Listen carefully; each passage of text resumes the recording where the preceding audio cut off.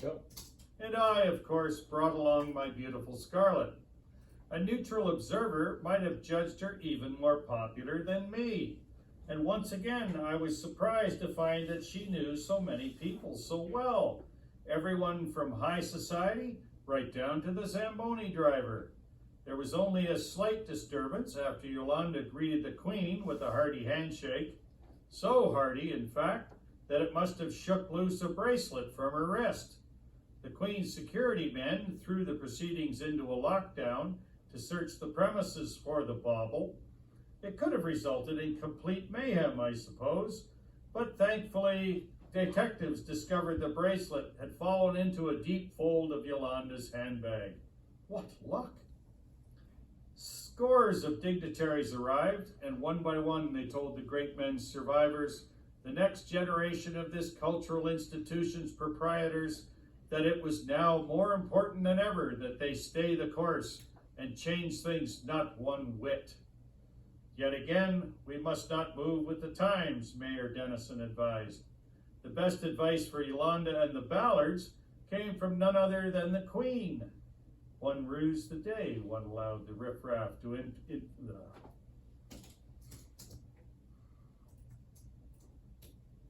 used to pick it up at the riffraff. One ruse the day. One ruse today. One ruse. Yeah.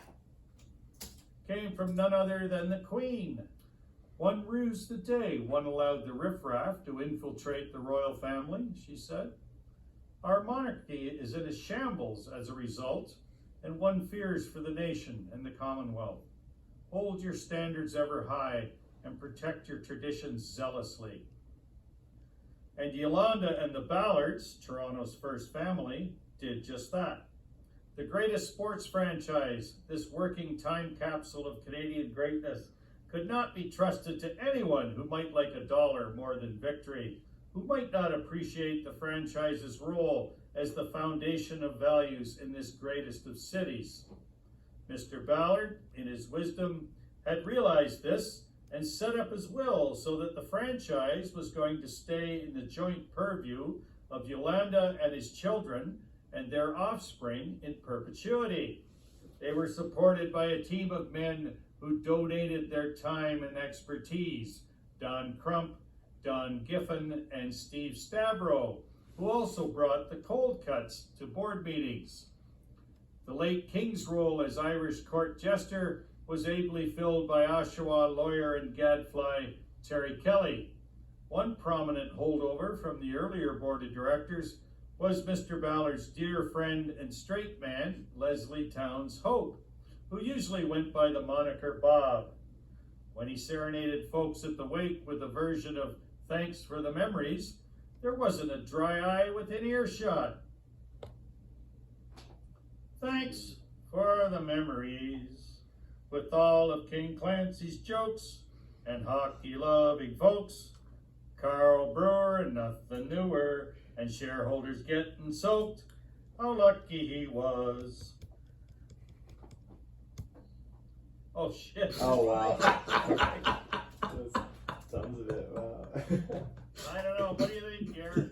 You gotta go for it. Okay. Oh shit. Okay. I got through how lucky he was, right? So let's Yeah. pick it up at the. How lucky he was. Okay, let me do how lucky he was over. Yeah. here. Yeah. Okay. We can just take it from the top. Do you want to have more energy or kind of like louder? I can like adjust the. Thanks. Okay. And there's getting soaked.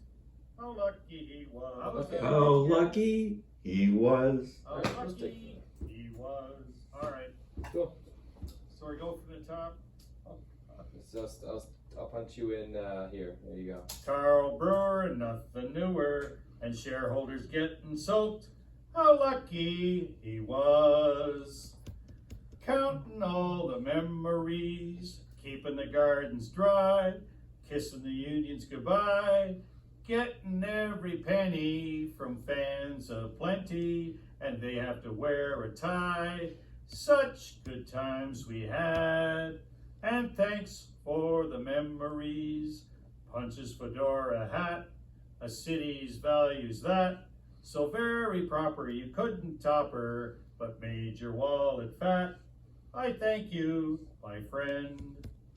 Thanks for the memories, knifing Stafford Smythe, cutting salaries with a scythe, committing crimes for just a dime. You could have gotten life. Your life's so well lived. And thanks for the memories, cheering Davy Keon, then treating him like a peon, playing Hitler to Daryl Sittler, last team they'd want to be on. They thank their dear boss, and so on. Mr. Hope, who gave up golf for hockey after working a show at the Gardens in 1968, and thereafter used a hockey stick as a prop in his stand-up act, told me that he enjoyed working board of directors meetings. It steals my nerves for heading with the USO to the front lines, he said. Mr. Ballard always maintained that he wasn't just trying to bask in the glow of Hollywood celebrity by having a funny man on board. Quoth the great man, as long as he's around, we'll always have hope.